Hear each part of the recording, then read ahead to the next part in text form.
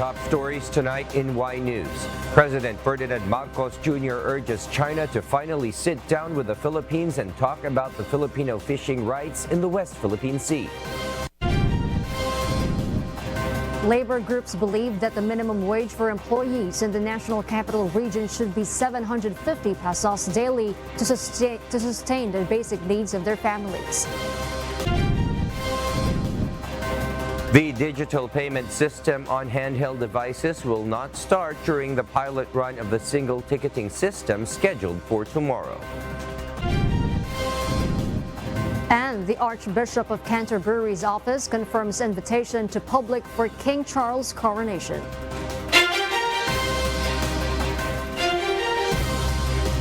Good evening, Philippines and the world. Today is Monday, the 1st of May, 2023. Join us in the next hour as we deliver today's top stories around the Philippines and in other parts of the world. I am William Theo.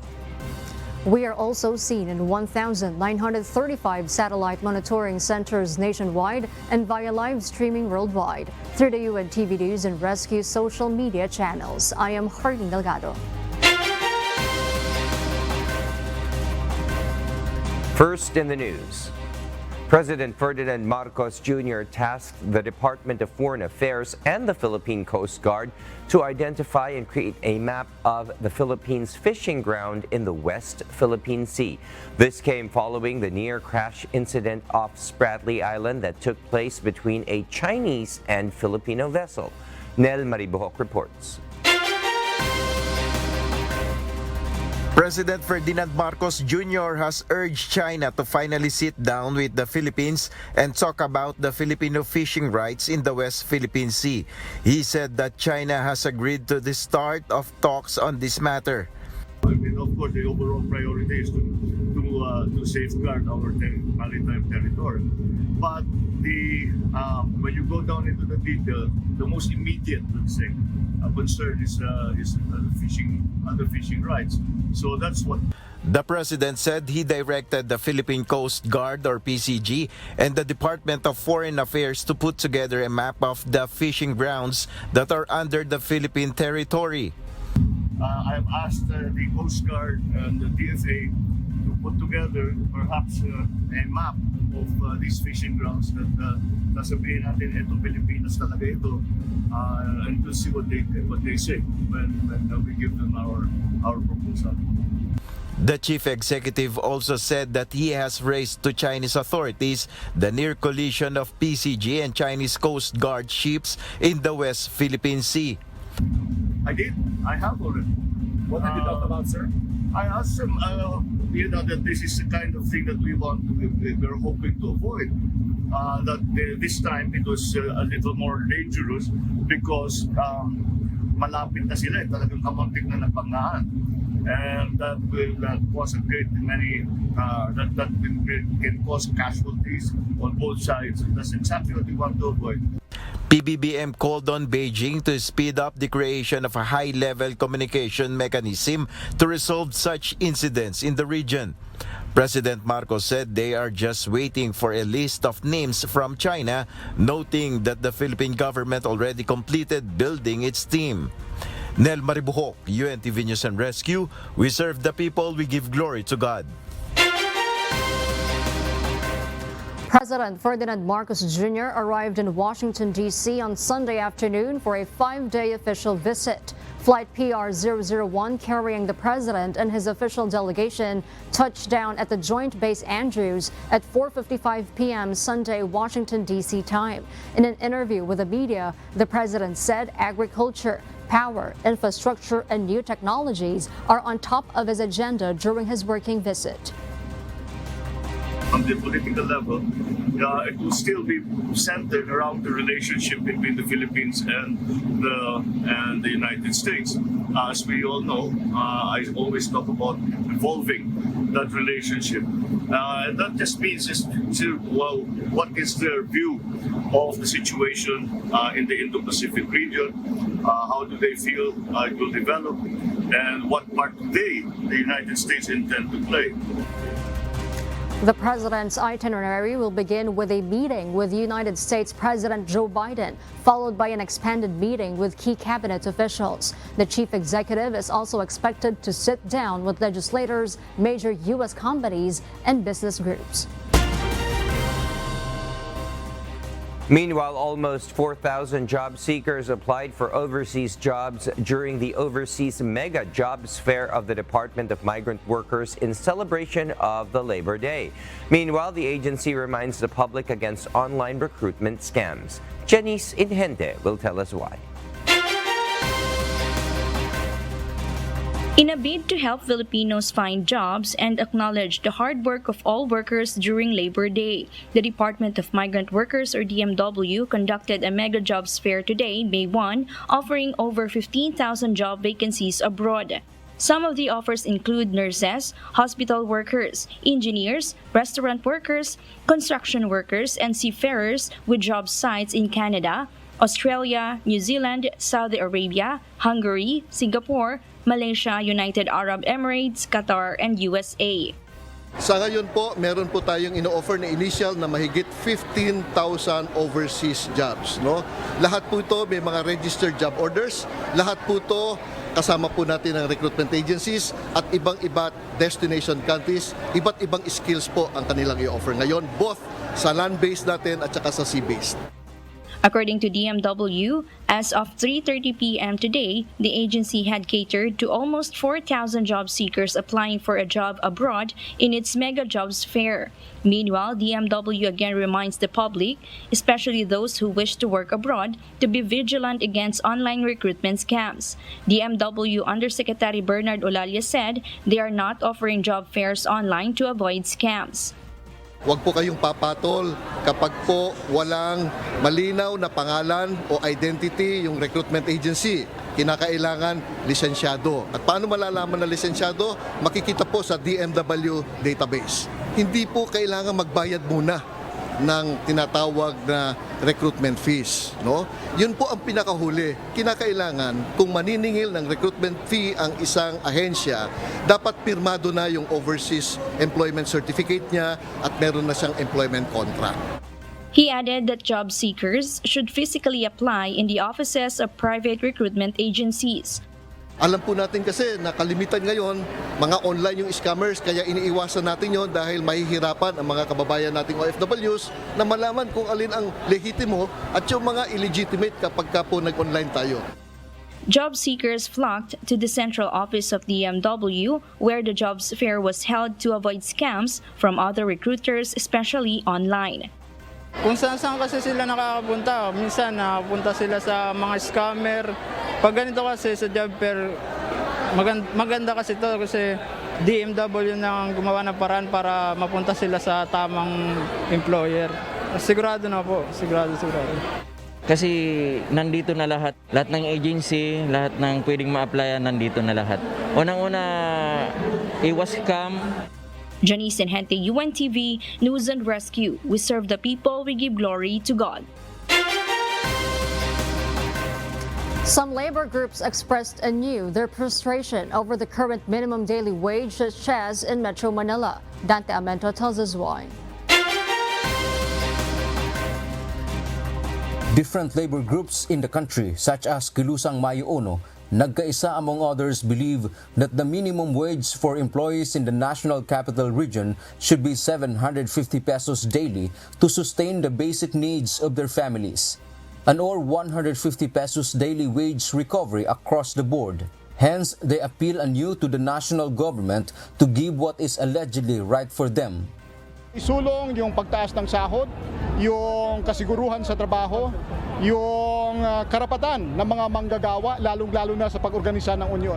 Sa sahod po ay nagkakaisa kami sa House of Representatives proposal na 750 pesos. Pero kung hindi kaya yun, yung 150 pesos na proposal ni Congressman, TUCP Congressman Mendoza, ay sinusuportahan namin na 150 wage recovery. Aside from this, they ask for more jobs, security of tenure, and to improve our production or agriculture sector for the local farmers to benefit from it and not the foreign investors. Huwag na nating gamitin na paraging mag-imbita ng mga foreign investor Dahil ang yumayaman lang ay sila lang ang umuunlad. Meanwhile, they also expressed dismay because President Ferdinand Bongbong Marcos Jr. allegedly preferred to visit the United States instead of facing and talking to them this Labor Day. Nakakalungkot na sa unang Mayo 1 ni Presidente BBM Jr. nauna pa ang mga kano kaysa mga Pilipino na asikasuhin, no? So, dapat nandito si BBM Jr. para idulog ang aming mga batayang kahilingan. On today's Labor Day, some labor and progressive groups flocked to Mindiola to stage their appeal to the Marcos administration. Dante Amento, UNTV, News and Rescue. We serve the people. We give glory to God. Various groups continue to push for wage increase and the end of contractualization as the Philippines celebrates Labor Day. Labor leader Leody de Guzman meanwhile believes the government is not prioritizing the welfare of Filipino workers. Eileen Cerudo will tell us why. Labor leader Leody de Guzman said that the government is more keen on inviting foreign investors in the country, which he believes is not the solution for the country's economy to prosper. Ang ginagawa ay mag-imbita ng mga foreign investor. Yan ay 100 taon ko nang naririnig. 100 taon nang ginagawa ng ating mga nagpalit-palit na presidente. Pero hindi naman yan ang nakakabuhay at nakapagpapaunlad sa ating bayan at sa ating mga mamayan. Ang nangyayari o yumayaman yung mga negosyanteng iniimbitahan, pero yung ating mga manggagawa at mamayan patuloy na naghihirap.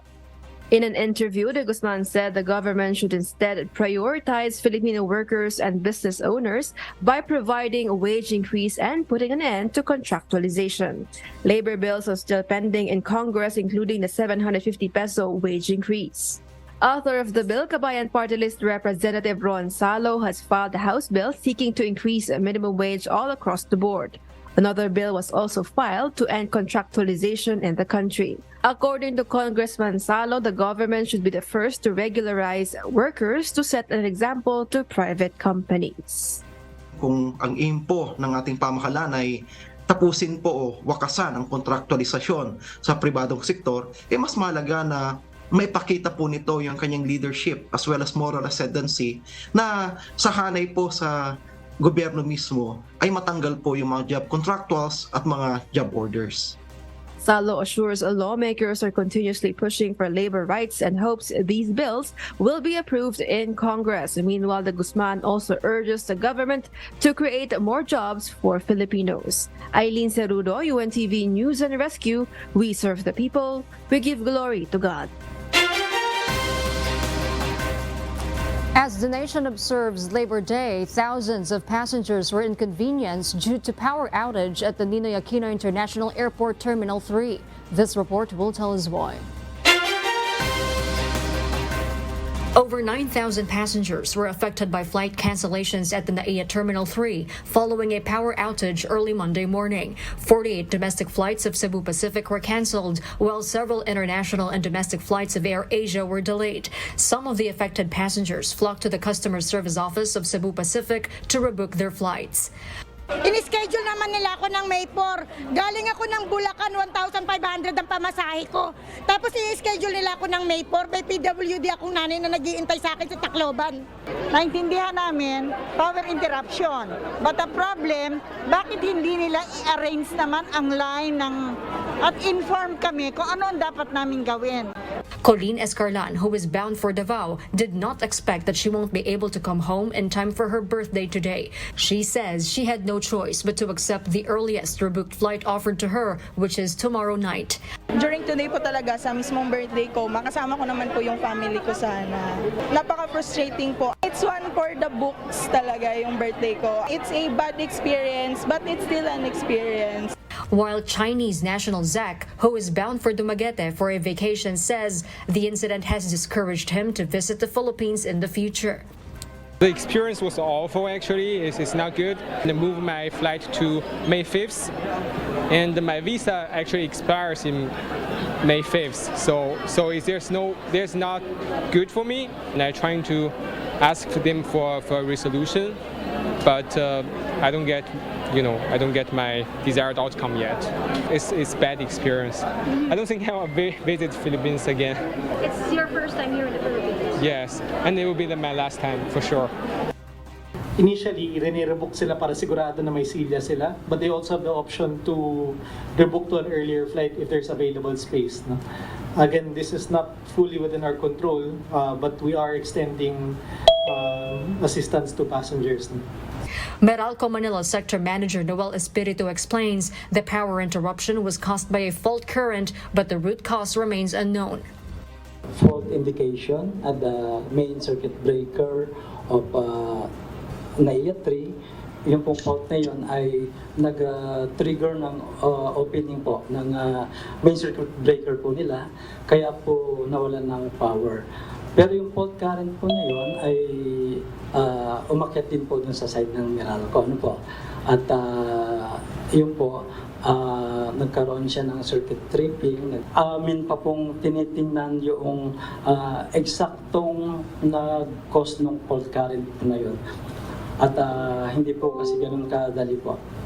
Department of Transportation or DOTR Secretary Jaime Bautista says they will seek help from the National Intelligence Coordinating Agency or NICA to investigate the matter. Nung nangyari yan, na mayroong ganyang pagkakataon nung nangyari nung September, no? At saka nung January, no? And ngayon Labor Day ay nangyari ulit to, no? So tutulungan kami ng NICA, no? Na mag-conduct ng investigation. Marami kasi mga possibilities no? Siguro yung iniisip mo ba, meron bang sabotage, no? Hindi natin dinidiscount din yan, no? The agency also recommends a full electric audit at the NAIA Terminal 3. Bautista estimates the audit will take 2 to 3 months with the help of Meralco. The Manila International Airport Authority or MIAA vows to implement reforms in the terminal, including procurement of air conditioning systems and baseload analysis for additional generator sets. Very uncomfortable na yung ibang areas eh. But there were still areas sa T3 na maayos doon yung aircon. Hindi nga lang masyadong malamig, di ba? Kasi mainit ngayon. Pero yun ang ipaprioritize natin ngayon. But the comprehensive power electrical audit that we are really proposing is to have a long-term way forward plan for the authority para hindi na mangyayari ito. We really would like to extend our apologies to all the passengers and everyone that were affected by this power interruption. The MIAA hopes to restore all affected flights within 24 hours. Jorlene Delgado, UNTV News and Rescue. We serve the people. We give glory to God. And foreign news abroad. The labor unrest in Canada is affecting the country's immigration system. Mavian Dog will tell us why live. Good evening, Maeve. Good evening, Elsie. Canada's largest public sector is reaching its third week, leaving thousands of people, including migrant workers and foreign students, in immigration limbo. Hearings and applications are stalled or being cancelled for refugee claimants, and would-be newcomers are left waiting abroad, and others are left unsure when their permit will expire. People who are waiting on their passports are unable to travel. Immigration lawyer Sanya Chern said clients have been calling their office worried and that they can only advise them to be patient. Canada recently raised its immigration targets and is aiming to bring in 500,000 new permanent residents a year by 2025 to improve labor shortages, particularly in the construction and healthcare industries. Due to the current labor strike by Canada's federal workers, which started in April 19, thousands of files have not been processed, according to Immigration, Refugees, and Citizenship Minister Sean Fraser. Mr. Fraser adds that once majority of the backlog is done, they may look at what policy decisions should be made to catch up with the work. Back to you, Elsie. Thank you, Mavian Dog, reporting live from Australia. We'll share more global stories with you later, but for now, back to you, Harleen. Thank you, Elsie. For those watching our live streaming on YouTube, please click the subscribe button you see on your screen and ring the bell for notification. You may also follow us on Facebook. The Metropolitan Manila Development Authority, or MMDA, said the digital payment system on handheld devices which are integrated with the implementation of single ticketing system will not start during the pilot run scheduled for tomorrow. JP Nunez will tell us why. The pilot run of the single ticketing system is scheduled tomorrow, May 2. Through this new traffic system, traffic violators can pay their fines on handheld devices that deputized traffic personnel will use during apprehension. However, the Metropolitan Manila Development Authority, or MMDA, has stated that the digital payment system will not be available until the third week of May. Magkakaroon rin ng mga handheld devices sa mga enforcers sa Metro Manila around the third week of May pa, kung saan may option na magbayad through digital wallet. Other options for payment of fines include the traditional payment method at the City Hall and through the websites that the local government units, or LGUs, will open. Demerit points, which are also part of the new traffic system, will not be implemented starting tomorrow, as the Land Transportation Office, or LTO, is still awaiting approval from the Department of Transportation, or DOTR. The demerit point system determines the period of validity of a driver's license upon renewal. Sa ngayon po, wala pang ipatutupad na demerit points bukas dahil undergoing approval pa ito ng Department of Transportation. The pilot run of the single ticketing system will initially start in the 7 LGUs in Metro Manila, while other LGUs will continuously integrate their IT system into the online portal of the LTO. The LGUs included in the pilot run are Manila, Quezon City, San Juan City, Caloocan City, Parañaque City, Muntinlupa City, and Valenzuela City. The MMDA also stated that with the new Metro Manila traffic code, the contesting period will be extended from 7 to 10 days. Meanwhile, for other motorists who have experienced paying their fines at the Municipal Hall, the single ticketing system, which aims to provide a digital payment system, offers convenience. Hindi rin hassle yan sa mga driver. Ora mismo makakabayad. Hindi na ako pupunta pa ng opisina para magtubos, so iwas sa oras, sa panahon. Hindi ka na maaabala, pwede ka nang bumiyahe ulit. Kasi katulad ko, nag-grab ako. Pagka nahuli ko, pwede ko nang bayaran. Makakabiyahe ulit ako, hindi na ako maabala. JP Nunez, UNTV, News and Rescue. We serve the people, we give glory to God. Recently, the Department of Health confirmed the first case of XBB.1.16 or Arcturus in the country. Along with this is the rise of COVID-19 cases, and some experts believe that the presence of this new subvariant is one of the reasons. Gladys Tuabi will tell us why. After confirming the first XBB.1.16 or Arcturus in the country, an increase of COVID-19 cases in the Philippines is also seen.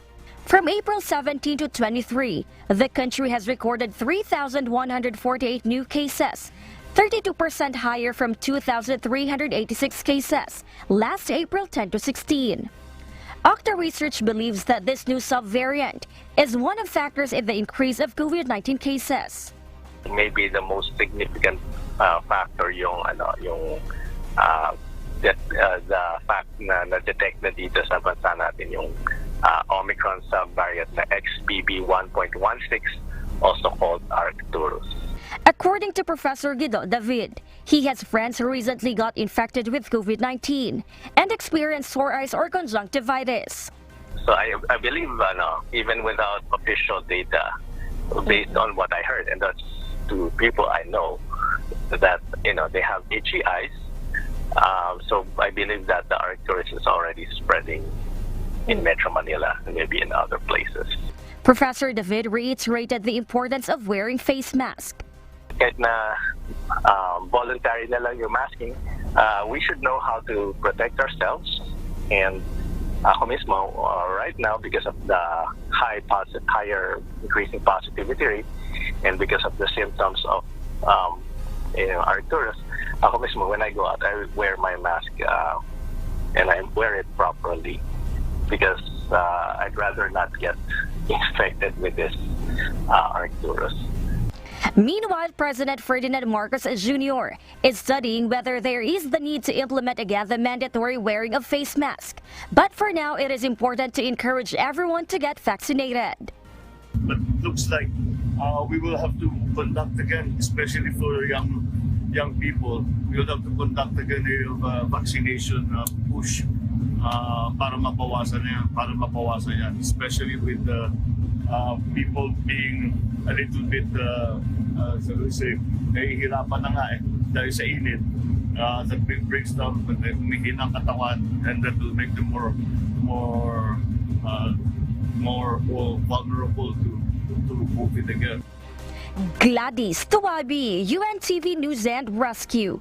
We serve the people, we give glory to God. The price of liquefied petroleum gas product increases by 88 centavos, according to the president of LPG Marketers Association, or LPGMA. The group's president, Arnel T., said that aside from the increase in prices in the world market, the higher value of dollar and increase in shipping cost add to the price of the product. T said that the summer just started and will last for 5 months. During this season, the price of petroleum products usually increases. In the past 3 months, the price of LPG decreases by 20 pesos, T added. Sa ngayon ay nasa 800 plus ang presyo ng LPG. May posibilidad po na aangat po yan, at yun kung sinasabi namin 20 pesos plus na ibinaba, maaaring iangat din po yan this year. According to T, the group is pushing for the repeal of the excise tax and value-added tax, which comprises the 25% of the prices of petroleum products. Maynilad will distribute rebate for Lifeline customers who were affected by the water service interruptions, or WSI. These are from service areas in Pasay, Makati, Parañaque, Muntinlupa, Las Piñas, and Cavite. The source of water of these areas is the Laguna Lake. Lifeline customers are those consuming 10 cubic meters below. Maynilad said that more than 167,000 connections are entitled to the rebate who received less than the minimum consumption. Kasi yung iba, napansin natin na less than 10 yung kanilang nakonsumo for the month. Dahil din nakaranas sila ng service interruptions. So bilang pambawi, binalik natin yung hindi naman nila nakonsumo doon sa minimum charge for that month. Meanwhile, Maynilad said that services to the 90% of their customer area were already back to normal. This is after the additional allocation was approved by the National Water Resources Board in the mid of April. The diving operation on the capsized MV Honghai 189 in Corregidor Island was terminated yesterday because the vessel had been thoroughly explored. It will be towed towards the shallow part of the sea towards Mariveles, Bataan. Authorities are investigating who is responsible for the collision of the two ships that caused the sinking of MV Honghai 189. The statements of the crews of both sides will be verified, as well as the papers of the two ships. The results of the ongoing investigation by the Marine Casualty Investigation Team will be released within a week if there is no delay. Right now, the oil tanker is still on hold and cannot leave until it is cleared. The local government of Cavite City said that if the dredging vessel engages in illegal activities in their vicinity water, they will not hesitate to sue the owner. The Philippine Coast Guard said that there is no threat of an oil spill on the Tubataha Reef after an oil sheen was found in the vicinity where the MY Dreamkeeper sank yesterday in Palawan. It is possible that the oil sheen they saw yesterday is diesel fuel from the yacht, but the PCG is prepared in case there is an oil spill in the area. The distance of the yacht from the Tubataha Reef is more than 4 nautical miles. In the initial investigation of the PCG, a squall or sudden change of weather caused the yacht to sink. Other divers in the area are assisting in the search for the 4 missing individuals, including the owner of the yacht, the dive master, and 2 diver guests. As of the moment, hindi pa naman kasi oil sheen pa lang, but we are monitoring, closely monitoring and preparing our oil spill response team in case na mayroong oil na tumagas na marami, will be able to contain it right away.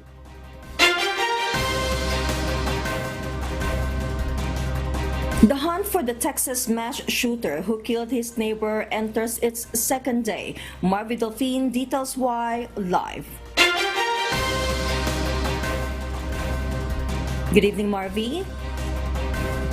Good evening, Elsie. 5 people have been killed after a mass shooter identified as 38-year-old Francisco Oropesa, who is on the run, reportedly murdered them after they asked him to stop shooting.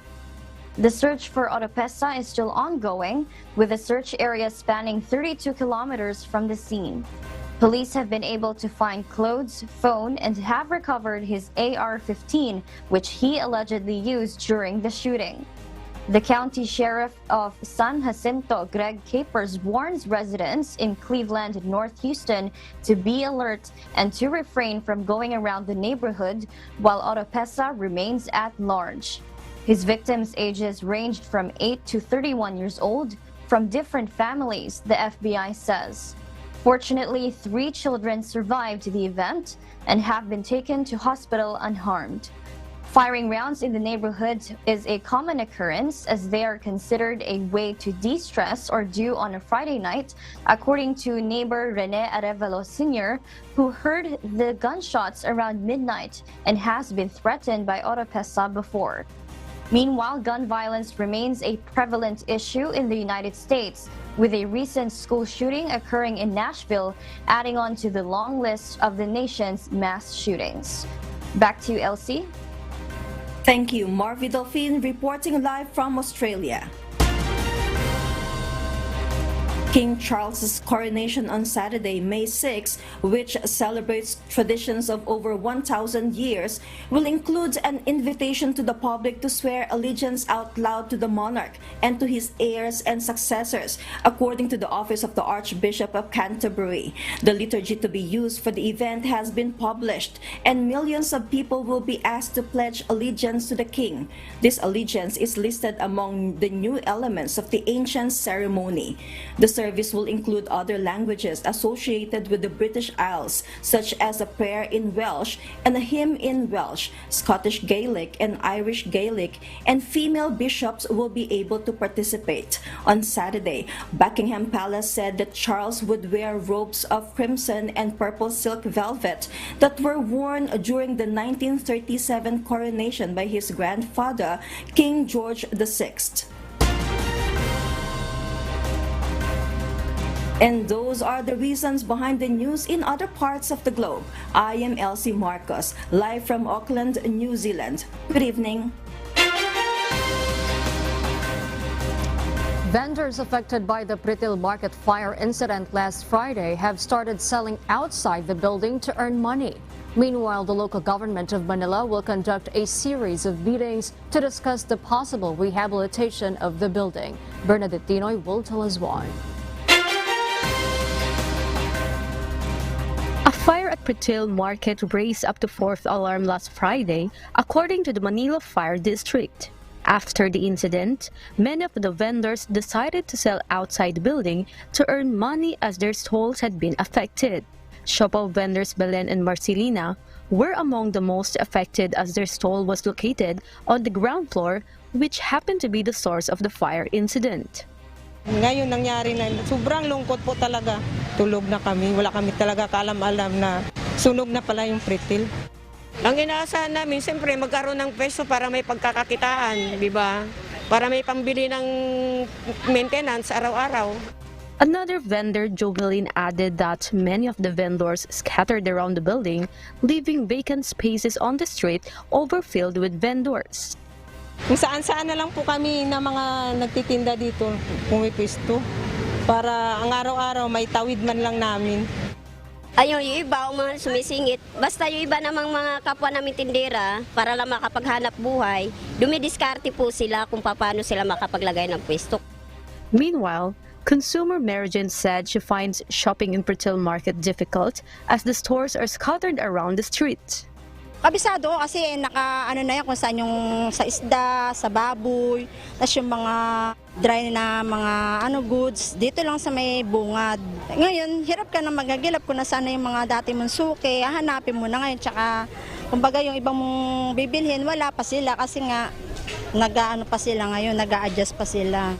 According to Manila local government, they will conduct a meeting with Pretil Market management and engineers to discuss the possible rehabilitation of the area.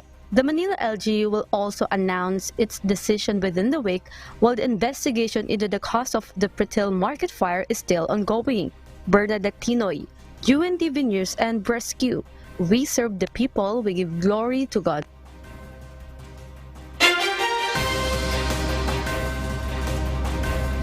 The Department of Foreign Affairs, or DFA, continues to process all travel documents and arrange flights for more than 400 Filipino evacuees in Sudan. According to DFA Undersecretary Eduardo de Vega, an additional 34 overseas Filipinos are scheduled to arrive in Manila tomorrow evening, while another batch of 24 Filipinos will arrive on Wednesday, May 3. Department of Migrant Workers Secretary Susan Oples stated that they are still waiting for available chartered flights from airline companies, but assure that the flights will be arranged. DFA de Vega said that they aim to repatriate over 400 overseas Filipinos in Sudan who are currently in Egypt by next week.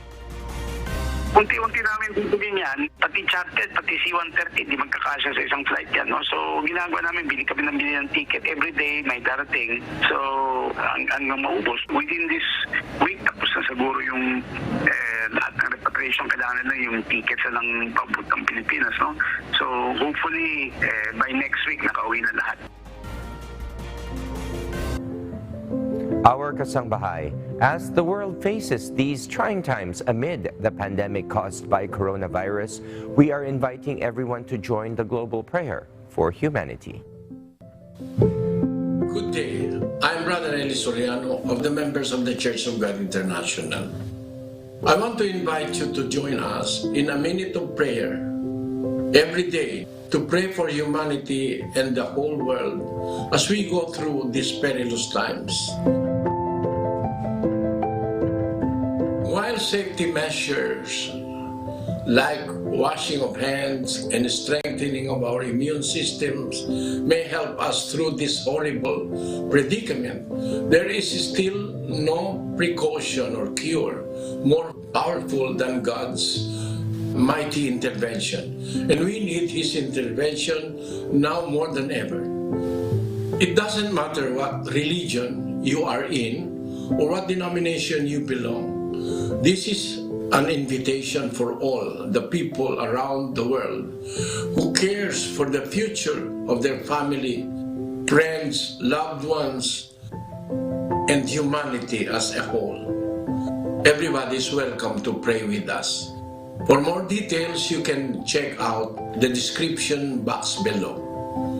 Thank you very much, and I hope to hear from you soon. May God bless you.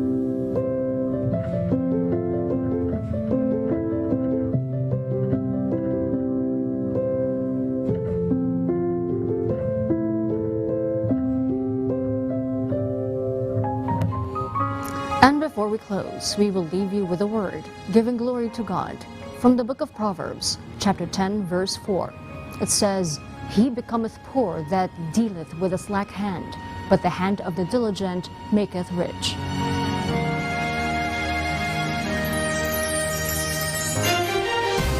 And those are the reasons behind the news, May 1, 2023. Reasons we deliver to you as they unfold. I am Hardin Delgado. And because we need to know, we will always ask why. I am William Theo. We serve the people. We give glory to God.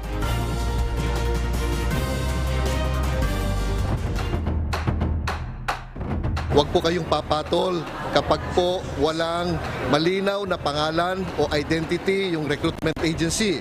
kinakailangan lisensyado. At paano malalaman na lisensyado? Makikita po sa DMW database. Hindi po kailangan magbayad muna ng tinatawag na recruitment fees, no? Yun po ang pinakahuli. Kinakailangan kung maniningil ng recruitment fee ang isang ahensya, dapat pirmado na yung overseas employment certificate niya at meron na siyang employment contract. The experience was awful actually. It's not good. I moved my flight to May 5th and my visa actually expires in May 5th. So there's not good for me. And I'm trying to ask them for a resolution, but I don't get my desired outcome yet. It's bad experience. I don't think I'll visit Philippines again. It's your first time here in the Philippines? Yes, and it will be my last time for sure. Initially, rebook sila para sigurado na may silya sila, but they also have the option to rebook to an earlier flight if there's available space. No? Again, this is not fully within our control, but we are extending assistance to passengers. Magkakaroon rin ng mga handheld devices sa mga enforcers sa Metro Manila around the third week of May pa, kung saan may option na magbayad through digital wallet. Sa ngayon po, wala pang ipatutupad na demerit points bukas dahil undergoing approval pa ito ng Department of Transportation.